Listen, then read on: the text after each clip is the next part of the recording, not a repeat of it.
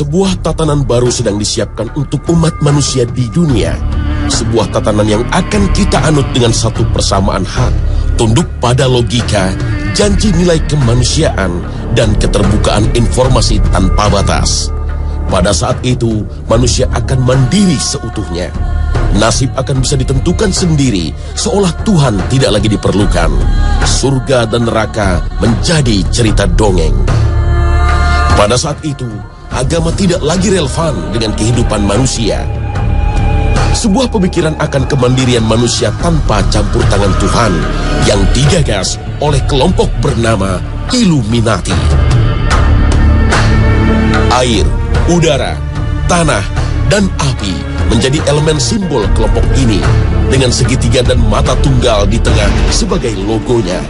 Sebuah visualisasi yang mengingatkan kita akan satu ciri makhluk akhir zaman bernama Dajjal.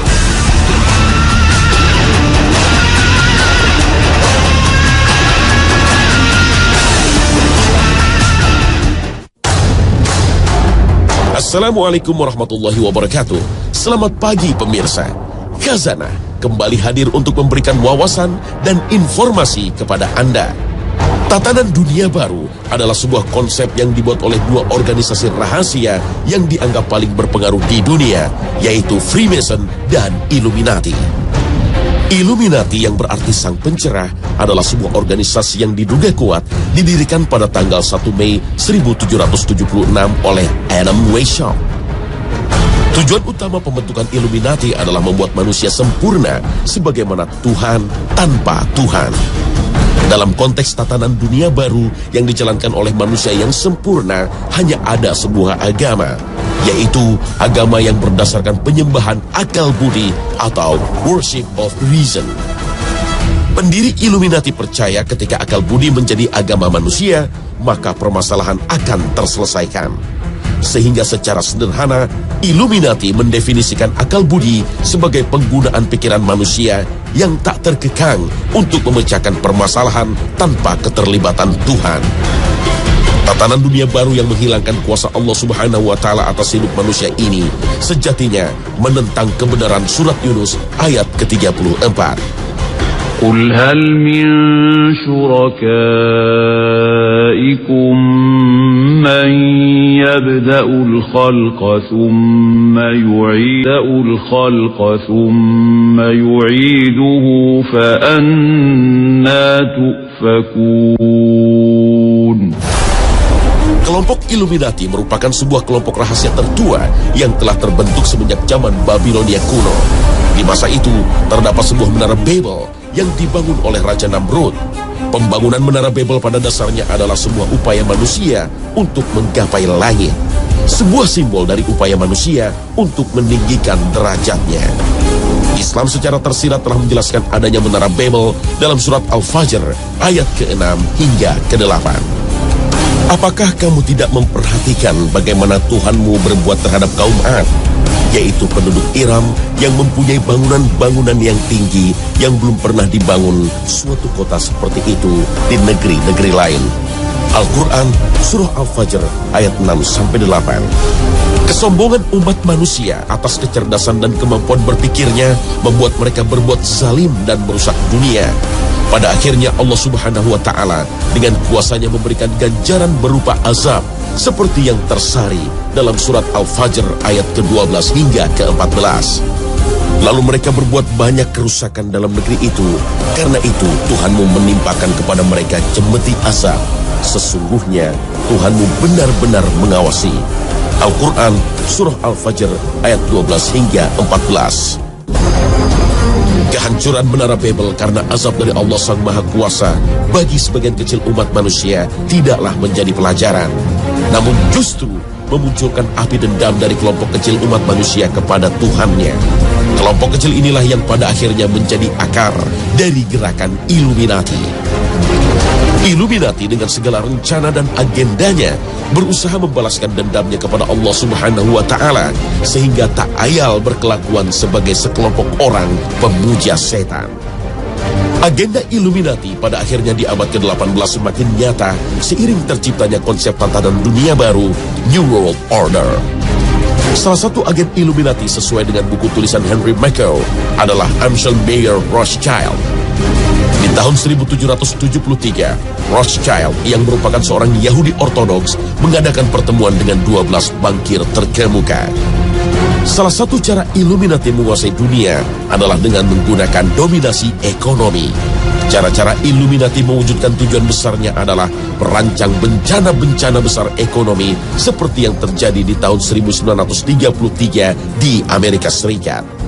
Guncangan ekonomi yang dikenal dengan istilah Great Depression tersebut adalah bencana ekonomi karena kehancuran pasar modal. Di abad ke-21, bencana ekonomi muncul kembali seiring dengan krisis ekonomi di Yunani yang menjalar ke negara-negara Eropa termasuk Spanyol dan Italia.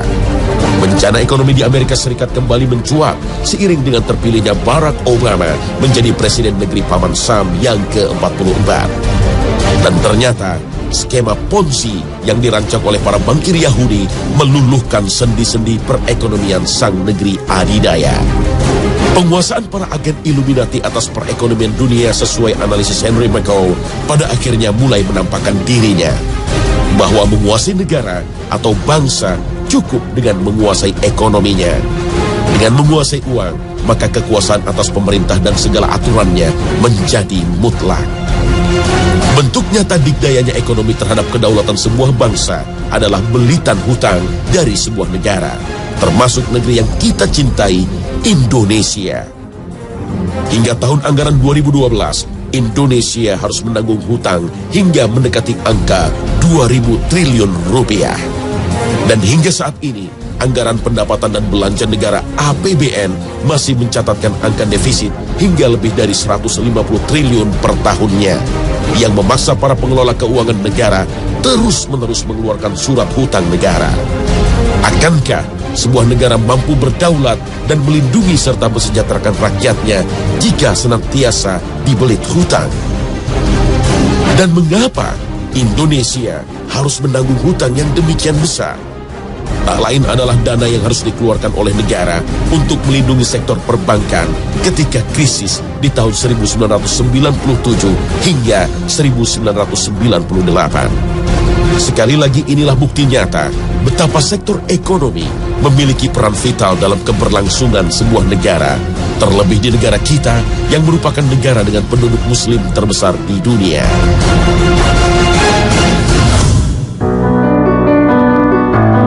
Salah satu orang yang menulis mengenai agenda besar The New World Order adalah Constance Cambay.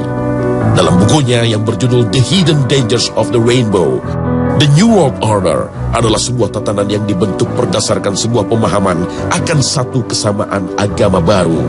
Dan agama itu adalah New World Order. Sebuah pemahaman akan satu aturan baru yang mampu melibatkan seluruh manusia di bumi tanpa batas warna, kulit, suku, bangsa, dengan satu prinsip dasar, yaitu kemanusiaan. Internet dan kartu kredit dengan berbagai kemudahan dan manfaatnya disadari telah menjelma menjadi sebuah sistem keuangan baru. Siapapun, dimanapun ia berada, bisa dengan mudah mendapatkan barang apapun yang disediakan dari seluruh penjuru dunia. Transaksi tawar-menawar dilakukan tanpa kehadiran, dan identitas adalah kredibilitas seseorang di dunia maya tanpa perlu tatap muka dan asal-usul asli. Pilar lain penopang tatanan dunia baru adalah Badan Otoritas Pangan Dunia. Banyak pemimpin seakan dihantui oleh satu isu universal ini dengan pertanyaan mendasarnya adalah, cukupkah bumi dan seisinya menjamin kehidupan seluruh manusia nanti? Rasionalkah isu ini dalam kajian agama Islam, agama yang diturunkan kepada sang Nabi terakhir Rasulullah SAW? Mari kita simak firman Allah Subhanahu wa Ta'ala akan konsep rezeki, sumber kehidupan makhluk di bumi dalam surah Hud ayat ke-6. وَمَا مِن دَابَّةٍ فِي الْأَرْضِ إِلَّا عَلَى اللَّهِ رِزْقُهَا وَيَعْلَمُ مُسْتَقَرَّهَا كُلٌّ فِي كِتَابٍ مُبِينٍ. Jika menyimak sari tilawah surah tersebut, jelaslah sudah bahwa seluruh manusia dan makhluk dijamin rezekinya di dunia. Tapi entah mengapa, konsep ini tak menjadi pijakan bagi para pengambil keputusan. Kuasa otoritas pangan dunia tampaknya semakin kuat seiring dengan slogan One World, One Earth. Slogan ini seakan mengaburkan kedaulatan dan batas-batas negara dalam hal pemenuhan kebutuhan pangan manusia di bumi. Indonesia, sebuah bangsa dengan jumlah penduduk lebih dari 200 juta jiwa, merupakan salah satu negara dengan kebutuhan pangan yang terbesar di dunia. Namun, menurut Badan Pangan Dunia, FAO, Indonesia adalah salah satu negeri agraris yang tak kunjung mampu menyediakan jumlah pangannya secara mandiri. Ketidakmandirian pemenuhan pangan dalam negeri bisa diukur dari tiadanya anugerah FAO dalam hal bidang swasembada. Kegagalan pembangunan pertanian di negeri dengan tanah yang subur makmur berimbas pada kebijakan pemenuhan kebutuhan pangan. Dan ternyata kekuatan dunia seakan mendominasi seiring dengan kebijakan pemerintah saat ini untuk beternak sapi di tanah Australia. Kebijakan pemerintah ini seakan mengaburkan identitas bangsa kita. Benarkah 230 juta jiwa manusia Indonesia tak lagi mampu beternak sapi di negerinya sendiri? Dan ternyata tanah Australia di masa depan nanti tak hanya menjadi lahan beternak sapi-sapi Indonesia. China, negeri tirai bambu dengan jumlah penduduk lebih dari 1 miliar jiwa, telah mendapatkan lahan khusus untuk menjamin keberlangsungan peternakannya. Prinsip One World, One Earth inilah yang menjelaskan semakin dekatnya kita pada era tatanan dunia baru.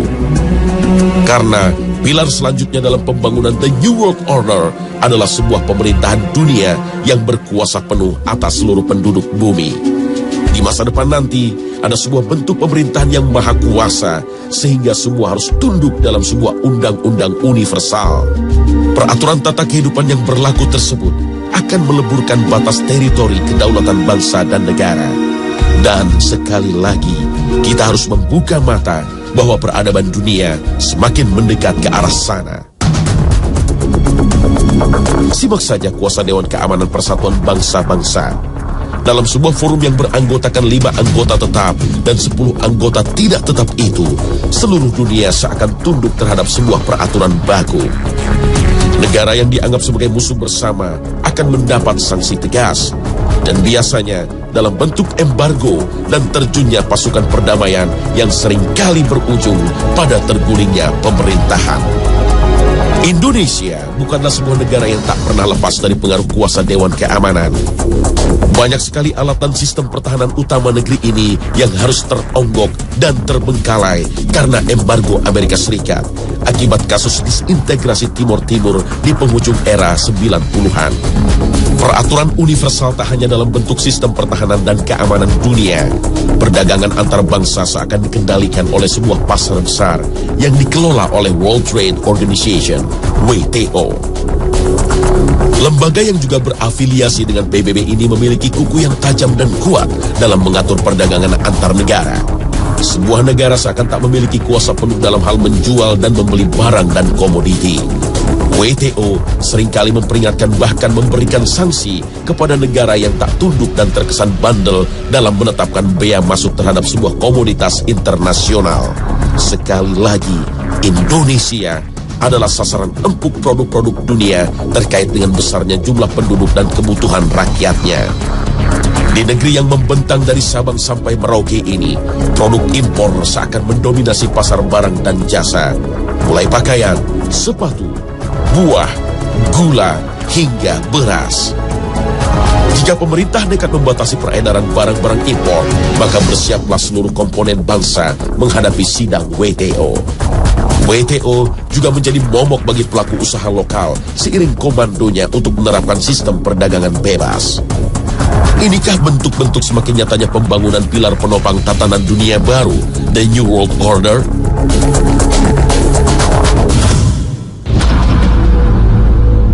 Tatanan dunia baru seperti kajian Ralph Epperson akan dipimpin seorang yang adil dan bijaksana. Sang pemimpin ini disebutkan dengan banyak nama di banyak agama. Penganut Kristiani menyebutnya sebagai Kristus, bangsa Yahudi memanggilnya Mesiah, umat Buddha mengenalnya sebagai Buddha kelima.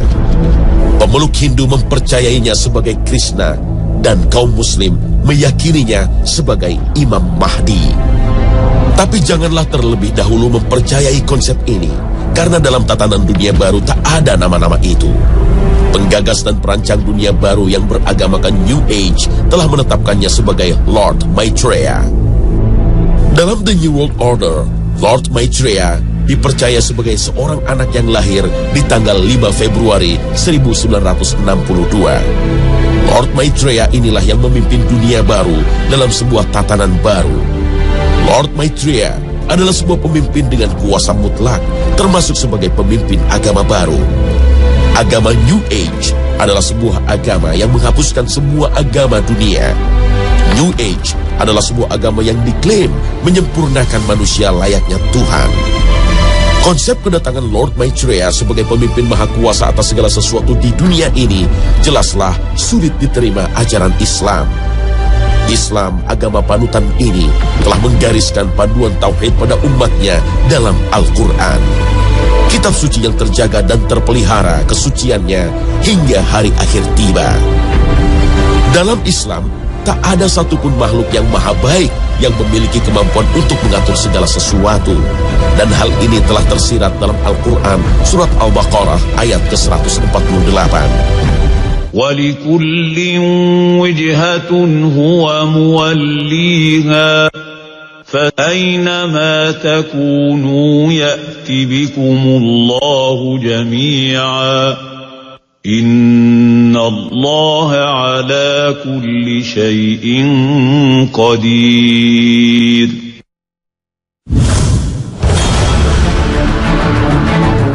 Imam Mahdi, seperti disebut dalam beberapa hadis Rasulullah SAW, disebutkan akan muncul di akhir zaman untuk membawa seluruh manusia kembali Islam. Bila tidak tersisa dari dunia kecuali 1 hari, tentu Allah akan panjangkan hari tersebut, sehingga Allah utus padanya seorang lelaki dariku atau dari keluargaku. Namanya seperti namaku dan nama ayahnya seperti nama ayahku. Ia memenuhi bumi dengan keadilan, sebagaimana sebelumnya telah dipenuhi dengan kezaliman dan keculasan. Hadis riwayat Abu Dawud.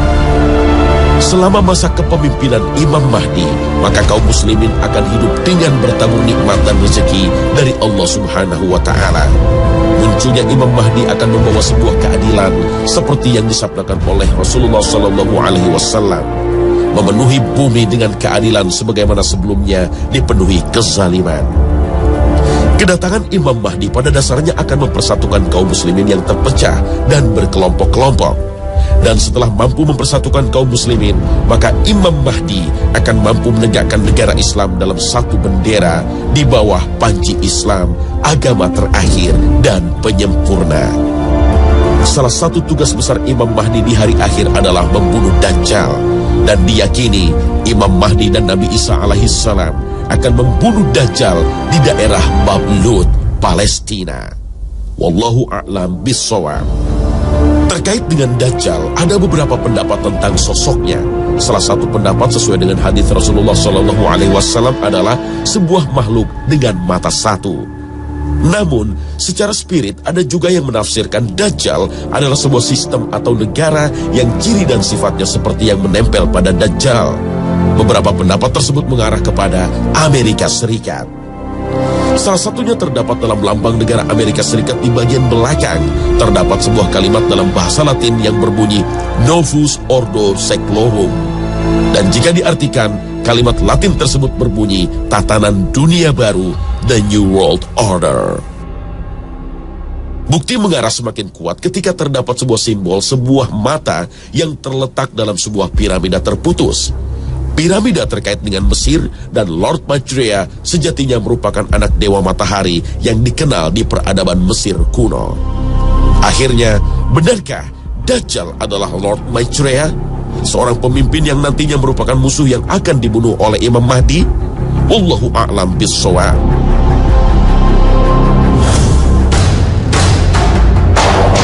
Pemirsa, agenda Illuminati yang mengusung konsep New World Order adalah cita-cita dan agenda manusia. Tetapi bukankah manusia adalah sebuah hamba yang lemah dengan segala kekurangan yang senantiasa diatur oleh Allah Subhanahu wa Ta'ala? Apapun agenda, rencana, dan tujuan umat manusia, pastilah membutuhkan kuasa Tuhan agar mampu terlaksana di dunia. Rencana manusia tidak akan berjalan tanpa kesesuaian dengan rencana Allah Ta'ala.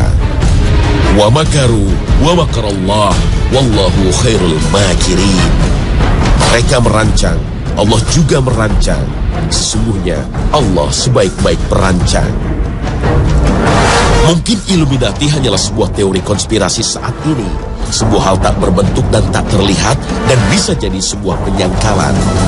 Namun gerakan sejenis yang senafas toh nyata-nyata hadir di tengah kita.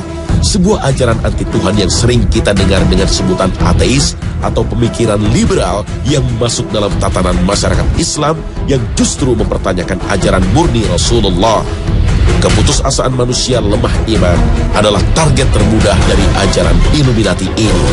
Karena Allah dikatakan tidak berpihak kepada yang lemah dan miskin, dan menciptakan perbedaan serta ketidakadilan lewat garis rezeki, jodoh, dan kematian. Itulah sebuah bukti tanda akhir zaman, dan hanya kepada Allah kita mendekatkan diri.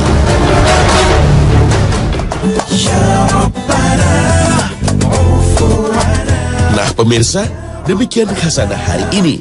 Semoga dapat memberikan manfaat untuk semuanya. Tetap saksikan Khazanah setiap Senin sampai Jumat pukul 5.30 pagi. Wassalamualaikum warahmatullahi wabarakatuh.